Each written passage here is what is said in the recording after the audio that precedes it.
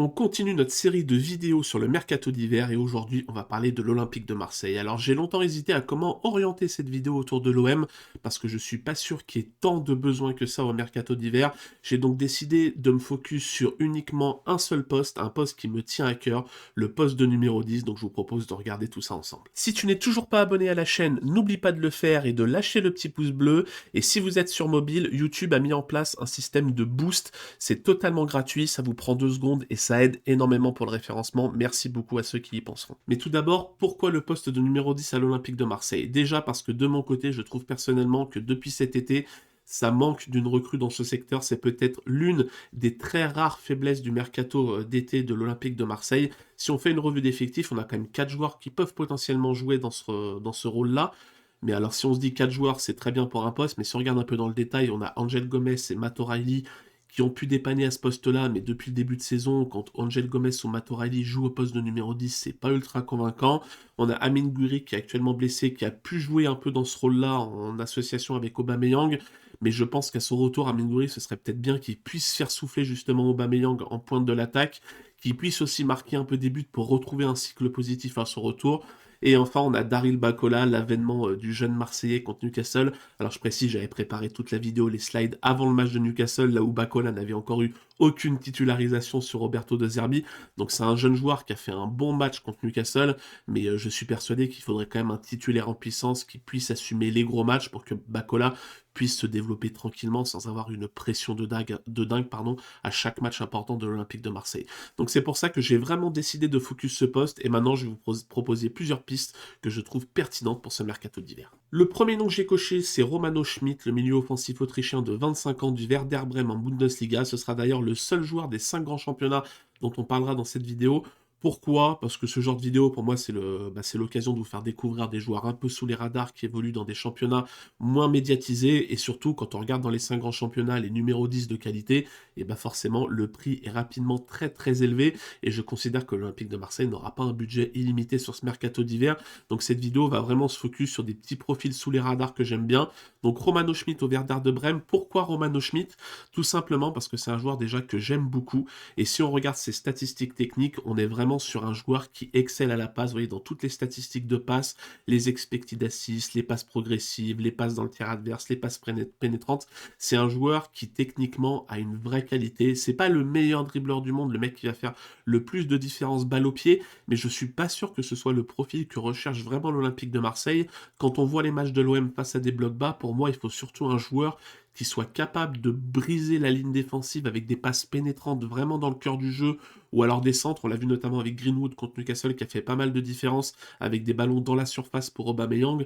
C'est vraiment ce genre de joueur que va chercher l'Olympique de Marseille. Donc techniquement, je trouve qu'il correspond bien à la demande du club marseillais.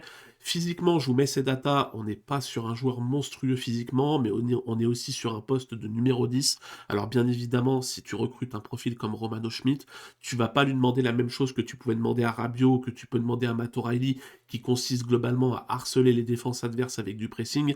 Là, on est vraiment sur un playmaker qui va faire la différence par la passe et balle au pied. Donc c'est pas le joueur qui va parcourir énormément de distance sur le terrain. Et pour chaque joueur, j'ai fait une petite grille de notation qui n'a absolument rien de scientifique, mais je me suis dit que pour vous, pour évaluer les pistes, ce serait peut-être plus parlant d'avoir des notes de 1 à 10. Donc j'ai pris 6 critères en compte. Le premier, c'est la technique. Alors on parle vraiment du profil technique, je parle pas juste de la technique, la qualité de dribble, c'est vraiment le profil technique dans sa globalité. Et je trouve que Romano Schmidt, je lui ai mis un 9 parce que je pense que c'est vraiment le profil que peut rechercher l'Olympique de Marseille au poste de numéro 10. Physiquement, comme on l'a dit, c'est peut-être un peu léger, donc je lui ai mis la note de 4. En termes de potentiel, on est sur un joueur de 25 ans qui évolue au Werder Bremen, donc c'est vraiment pas le joueur sur lequel tu risques de faire une plus-value monstre et qui risque d'exploser dans ton effectif. C'est plus un joueur qui va arriver, être performant et te ramener de la qualité quasiment instantanément.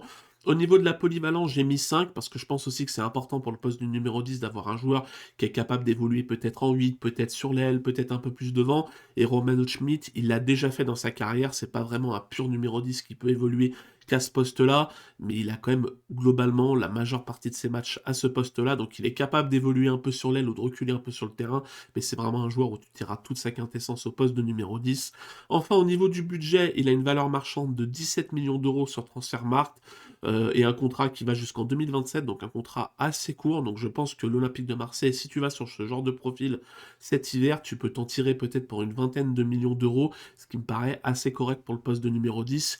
Et enfin, le dernier critère, c'est la compatibilité. Donc, on parle aussi de l'environnement marseillais, vous le connaissez, si vous êtes marseillais. L'environnement du club, les supporters, c'est très important pour un joueur pour qu'il puisse s'adapter. Le mec évolue en Bundesliga, je pense qu'il est capable de s'adapter au contexte marseillais. Mais voilà, il y a toujours un petit doute sur ce genre de joueur, c'est pour ça que j'ai mis la note de 6. Petite interlude pour vous annoncer que si vous appréciez la data, nous avons sorti notre propre plateforme de visualisation disponible à cette adresse. Vous avez accès gratuitement à absolument tout sur la Ligue 1 et quelques fonctionnalités sur les 5 grands championnats.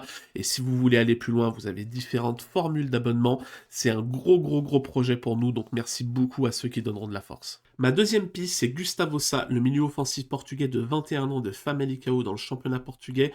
Pourquoi cette piste? Parce que je pense que c'est le genre de joueur sur lequel l'Olympique de Marseille va se pencher dans les mois, dans les années à venir, parce que c'est des joueurs où forcément tu vas avoir une dépense brute qui est assez élevée pour un club comme l'Olympique de Marseille, mais c'est le genre de joueur qui peut t'apporter sportivement dans un premier temps de la qualité, mais sur lesquels tu peux aussi faire une plus-value financière en les revendant dans 1 ou 2 ans, parce que c'est des profils très recherchés dans le football, et c'est des profils assez rares, donc c'est des profils sur lesquels tu vas faire une dépense initiale assez élevée, mais tu peux tirer le jackpot et facilement doubler ta mise à la revente, donc si le joueur t'apporte sportivement et qu'en plus tu le revends plus cher que ce que tu l'as acheté, bah t'es quasiment gagnant de partout.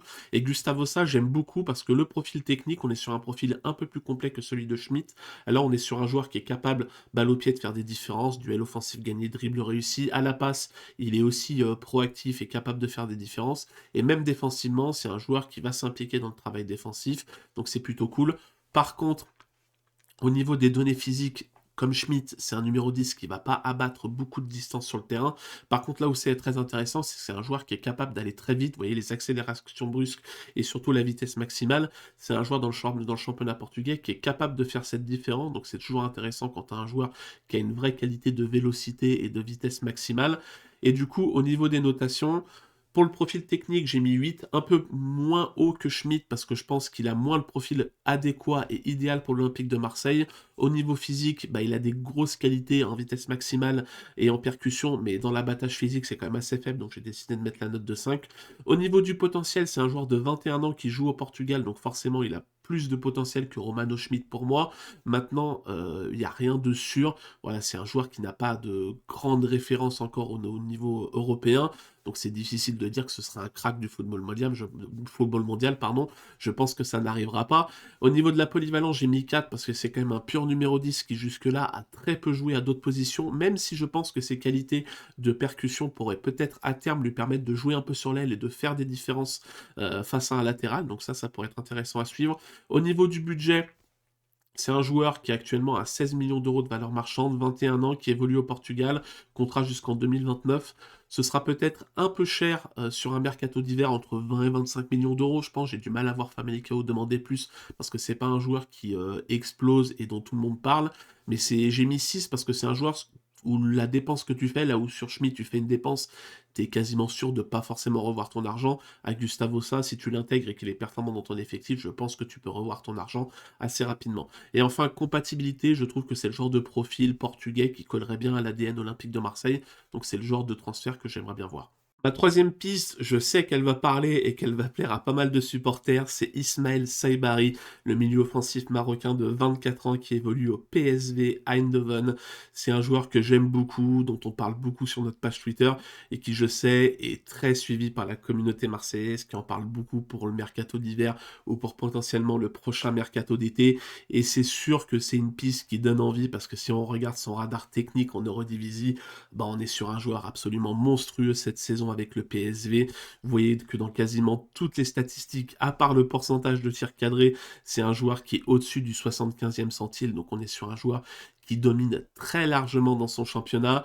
Et en plus, c'est pas qu'au niveau technique, puisqu'au niveau physique, c'est aussi un joueur qui est monstrueux de partout. Voilà, c'est un joueur technique, un joueur capable d'abattre de la distance, capable d'aller vite. C'est vraiment un profil ultra complet qui est très largement au-dessus du lot en Eurodivisie.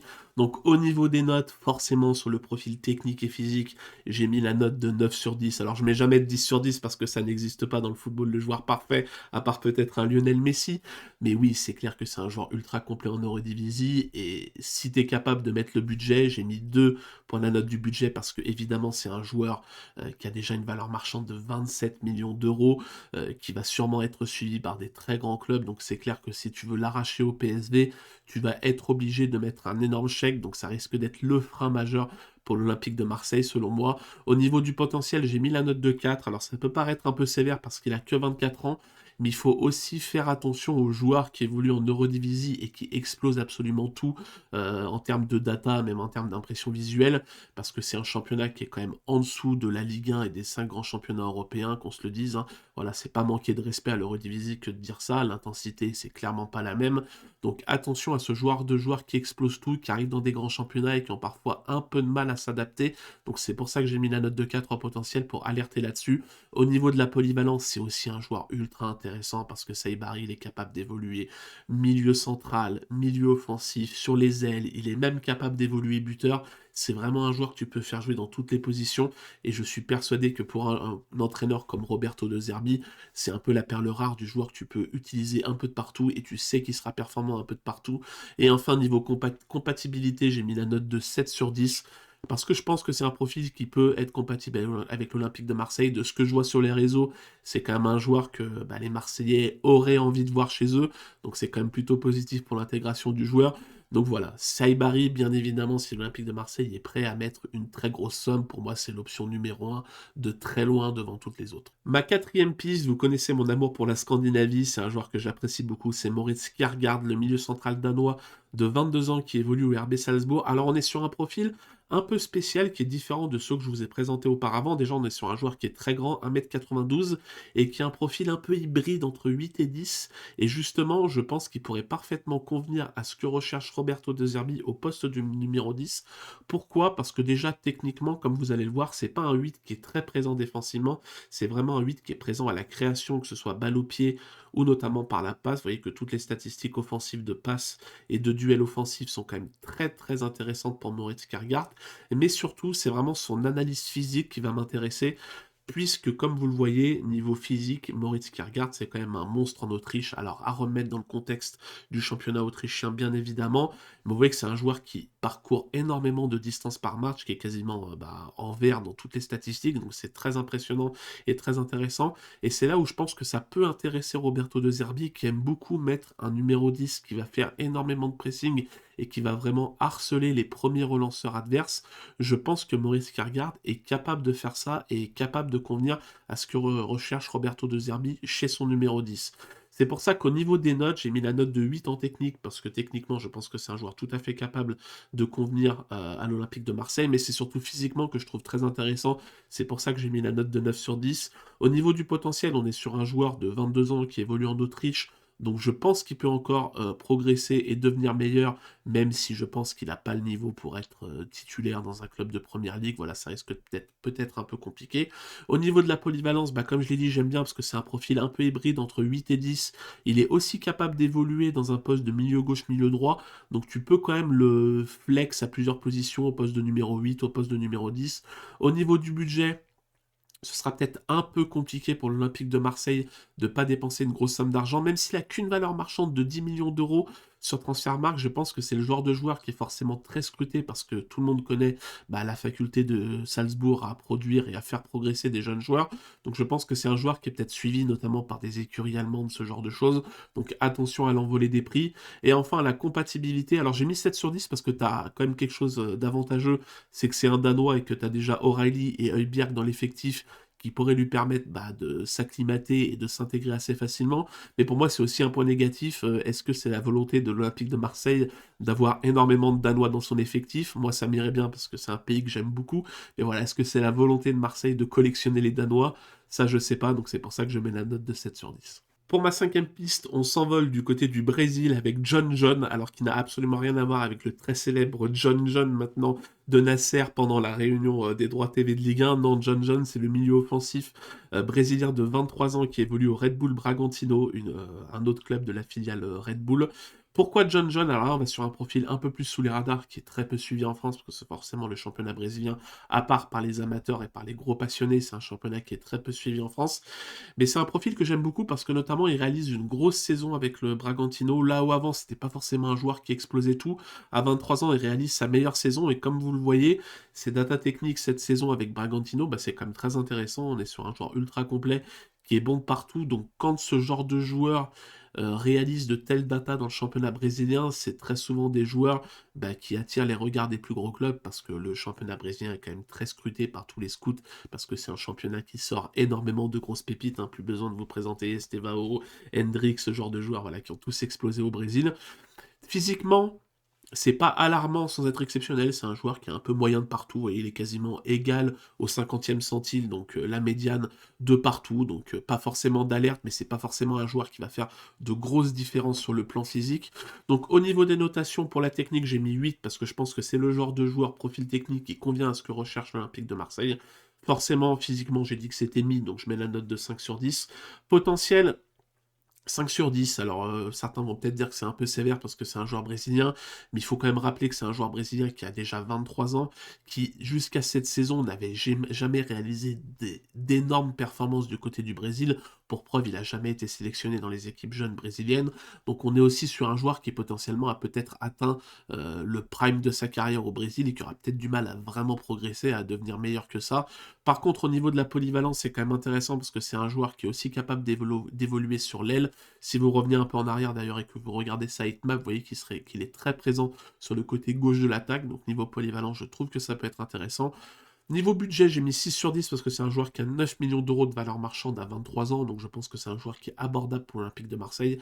Attention tout de même, comme je l'ai dit, quand ce genre de joueur avec ses datas explose au Brésil, forcément ça attire les regards de certains clubs, donc je pense que c'est abordable pour l'Olympique de Marseille, mais je pense que c'est le genre de profil sur lequel il ne faut pas non plus dépenser une somme d'argent énorme parce qu'on n'a pas vraiment de garantie par rapport à ce que je disais sur le potentiel, sur le fait que le joueur soit prêt et soit capable d'être performant dans un grand championnat et à l'Olympique de Marseille. Par contre, niveau compatibilité, je trouve qu'un joueur brésilien comme ça, il y a déjà en plus un Peixao dans l'effectif, ça peut lui permettre, il y a aussi, j'allais dire Emerson, mais qui est italien, mais je crois qu'il a des origines brésiliennes, donc ça pourrait peut-être lui permettre de s'adapter plus facilement à l'effectif, il y a en plus une grosse fibre sud-américaine à l'OM avec Rouli, Balerdi, donc ça peut être sympa niveau compatibilité à l'Olympique de Marseille. Et enfin, mon dernier pick, c'est Toni Fruk, le milieu offensif croate de 24 ans qui évolue à Rijeka, donc dans le championnat croate. C'est un joueur que j'aime beaucoup, que je suis depuis quelques années et que j'ai très envie de voir enfin quitter la Croatie à 24 ans pour rejoindre un grand championnat et montrer bah, s'il a la capacité et les qualités pour exploser dans un grand championnat. Voilà, c'est un joueur qui techniquement est vraiment au-dessus de la moyenne en Croatie, il n'y a vraiment plus de doute là-dessus depuis quelques années maintenant. Balle au pied, c'est un très bon joueur, dans la passe, il est aussi capable de faire des différences.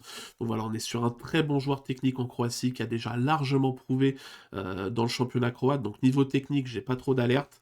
Niveau physique, un peu pareil que John John, on est sur un joueur qui physiquement n'est pas ultra dominant, mais il y a pas non plus grand chose d'alarmant. C'est un joueur qui est dans la moyenne un peu de partout. Donc voilà, physiquement pas de grosse alerte, mais c'est sûr que c'est pas le numéro 10 qui va peut-être faire toutes les dépenses physiques que peut demander Roberto De Zerbi à son numéro 10 à l'époque d'un Rabiot ou d'un O'Reilly, ce genre de choses. Au niveau des notes, du coup, techniquement, je lui ai mis 9 sur 10 parce que je pense que techniquement, c'est le profil que peut chercher l'Olympique de Marseille. Physiquement, j'ai mis 4 sur 10 parce qu'il est moyen, mais peut-être un peu plus faible que John John, donc j'ai mis une différence de ce côté-là. Potentiel, bah pour moi, c'est peut-être la plus grosse faille de ce transfert-là, parce que c'est un joueur qui a quand même déjà 24 ans, qui évoluait en Croatie. Donc oui, il était très bon en Croatie, mais est-ce qu'il est capable de faire le saut dans un grand championnat et de devenir vraiment très performant dans un club comme l'Olympique de Marseille? Très honnêtement, j'en doute. Je pense que la marche pour Toni Fruc vers l'Olympique de Marseille est peut-être trop haute. Je pense qu'il serait beaucoup plus intéressant si on prend la Ligue 1 dans des clubs peut-être comme Rennes, ce genre de club où il aurait peut-être un peu moins de pression et où il pourrait évoluer un peu plus sereinement. J'avais envie de vous parler du joueur, je l'ai mis en sixième pick parce que c'est le pick sur lequel je suis le moins confiant. Polyvalence, par contre, je trouve qu'il est très intéressant, Tony Fruc, notamment parce qu'il est capable d'évoluer à plusieurs postes. Donc, il peut évoluer numéro 10. Il joue aussi beaucoup avant-centre avec Rijeka. C'est un joueur qui peut évoluer au poste de numéro 9. Mais il est aussi capable d'évoluer sur l'aile. Il est aussi capable de reculer un peu au poste de numéro 8. Donc, niveau polyvalence, je trouve que c'est intéressant. Par contre, niveau budget, j'ai mis une note de 8 sur 10 parce que je pense que c'est le joueur qui est le plus facilement atteignable niveau budget. Ça va aussi avec le fait que je pense que c'est un joueur qui n'est pas prêt pour l'Olympique de Marseille. Mais il a une valeur marchande de 9 millions d'euros, il a déjà 24 ans, donc je pense que tu peux t'en tirer avec ses performances aux alentours de 10-15 millions d'euros. Donc pour un poste de numéro 10, c'est quand même abordable. Et enfin, la compatibilité, j'ai mis 5 sur 10, parce qu'on sait que le championnat croate, niveau ambiance et tout, c'est quand même solide. Voilà, maintenant, est-ce qu'il est compatible pour l'Olympique de Marseille? Je le répète, mais j'en doute. Ne me tombez pas dessus parce que vous trouvez le joueur faible. L'objectif de ces vidéos, c'est aussi de présenter des joueurs un peu sous les radars, et c'est compliqué de présenter que des joueurs qui sont parfaitement adaptés au contexte, qui sont parfaitement adaptés en termes de niveau. Voilà, 6e pick, un peu plus faible que les autres, mais j'avais quand même envie de parler de Tony Fruc et c'était l'occasion pour. On arrive sur la fin de la vidéo, merci beaucoup de l'avoir suivi. Comme d'habitude en commentaire, n'hésitez pas à me dire quelle piste vous trouvez la plus pertinente et à me donner d'autres noms si vous avez d'autres noms en tête. Voilà, l'espace commentaire, pour moi, c'est un espace d'échange, je le dis à chaque vidéo, mais j'essaie vraiment de répondre au plus de gens possible et d'avoir des débats constructifs, parce que je trouve que les commentaires YouTube sont pas mal pour ça. Je le répète quand même en fin de vidéo, mais voilà, c'est une vidéo de présentation de profils. Je suis tout à fait conscient que les 6 profils ne conviennent pas à 100% à l'Olympique de Marseille. C'est un mix entre vidéo mercato et vidéo scouting. En fait, pour moi, c'est l'occasion de nous faire découvrir des joueurs, tout en les corrélant à un besoin d'un club français, donc je trouve ça intéressant. Mais voilà, ne me tombez pas dessus parce que tous les profils ne conviennent pas à 100%, j'en suis parfaitement conscient, c'est plus histoire de discuter, d'échanger football entre nous. Merci beaucoup à tous d'avoir suivi la vidéo, et puis moi, on se dit à plus dans une nouvelle vidéo. Ciao l'équipe!